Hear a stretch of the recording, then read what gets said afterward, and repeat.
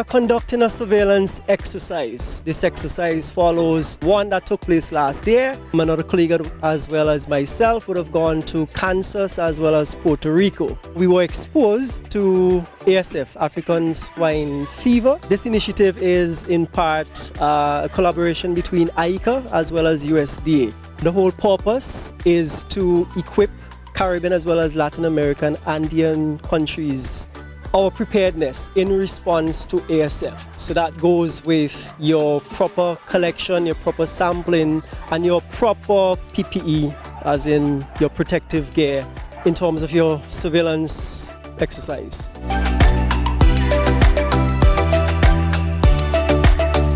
The intention is to collect a maximum of 70 samples, which would be shipped to Plum Island. Plum Island is the reference laboratory which will test for ASF. Now, we do not have any reason to suspect that we do have African swine fever here in St. Vincent and the Grenadines. But this initiative that has, as I said before, initiated since last year, it follows a series of events. And so last year we would have had a theoretical session at Kansas. We would have also had a practical session in Puerto Rico. And so this year there are several pilot surveillance exercises already concluded. Countries like Barbados as well as Trinidad. Earlier this week, St. Lucia would have done a similar exercise, and so we are now conducting our surveillance. Our surveillance takes us onto the farm. The whole initiative is to be prepared, or testing and equipping, building our capacity to respond to any sort of threat. Anything of significant event, we like to have rehearsal. And so any sort of disease entering for the first time into our country, we need to be ready to see how we can mitigate, to see our responsiveness. And so this is what today's initiative is all about. It entails going to the farm. We have several officers as well as other helpers, station workers who are assisting. The team would have dressed themselves in PPE, personal protective clothing. So you have your gown, you have your face mask, you have your eyepiece, your PPE suit has its hood, so they have the hood, and you also have your boot covers, so you're fully protected. Having fully protected themselves, gabbed themselves in the PPE, they would then move onto the farm. And of course, we're doing it in the way that is prescribed. We're following a protocol here, which means that each team would designate, as they reach on site at the farm, they would designate what is called their clean, dirty area. They would dress in their PPE, they would prepare their disinfectant, they would make sure they have everything that is needed for the exercise. They would then go on to the farm. Our samples would be blood samples, there would be swab samples. So we would take from the air, just a prick on the air vein. We would use the swab, and we would take a sample, we would put it in what you call MTM, just a media to transport, to keep whatever, if there's potentially any pathogen, to keep it viable. That whole procedure will follow a protocol. We are being as sanitary as possible. So we make sure that we're taking the samples in a prescribed manner.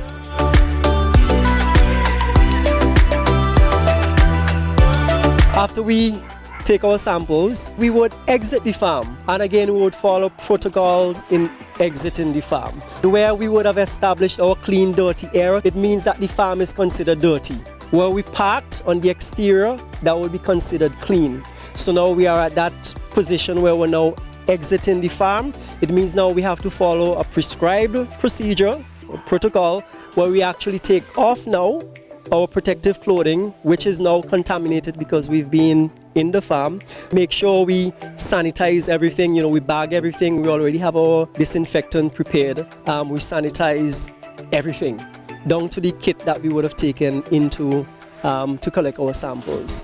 So we follow those procedures, leave or exit the dirty area onto the clean area where we have our samples that we collected. We take our samples and we transfer our samples into another kit that has an ice pack, which will keep the samples at a required temperature so that it could be safely, effectively, efficiently shipped to the laboratory for processing. Remember, it's just a surveillance. There's no need to think that we have ASF.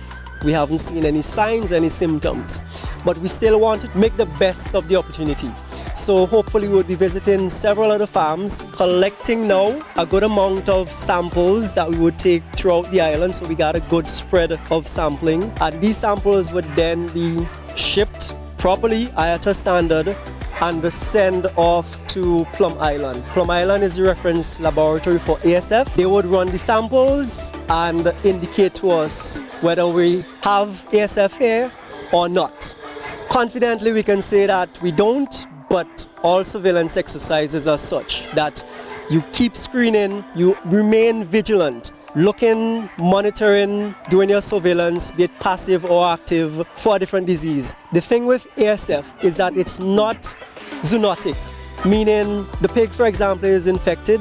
The pig cannot transfer the disease to humans, so it's not zoonotic. However, it's highly contagious. So even within the farm, you have an infected pig. If you're not careful, the entire farm has to be, dealt with, called, what have you. And so this exercise, again, is to strengthen our whole responsiveness, right? Responsiveness in terms of not only the exercise that we're doing today, which is the practical application. So there's a simulation, or even in real case, a call comes in, signs have been seen in pigs that is suggestive of ASF.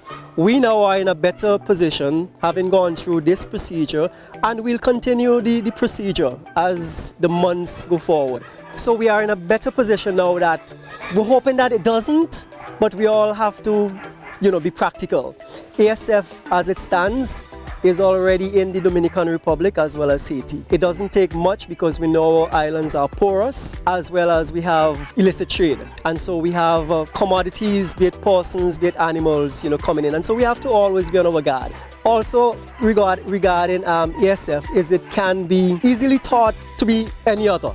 For example, classical swine fever, the best similarities. And so the only way of really knowing definitively is to do such tests. This initiative, as I said before, is sponsored, and a lot of the gears that we have been provided by IICA as well as USDA. So we have to give them much thanks for this whole initiative, not just for putting such a needed program, but actually financing it, because finance is one of the hurdles that we have to constantly battle.